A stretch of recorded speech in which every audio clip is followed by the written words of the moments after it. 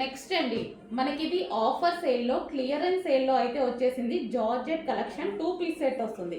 So ఇది వచ్చేసి మనకి నైరా కట్ ఐటమ్ అండి. సో జార్జెట్ కలెక్షన్ అనమాట. మనకి ఇక్కడ వచ్చేసి వర్క్ అనేది వస్తుంది.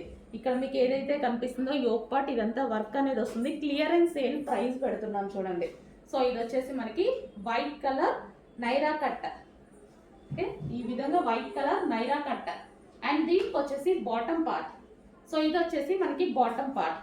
సో ఇది వచ్చేసి మనకి బాటమ్ పార్ట్. అండ్ ఇందులో కలర్స్ కూడా ఉన్నాయి.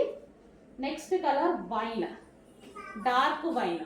ఓకే, మంచి డార్క్ వైన్.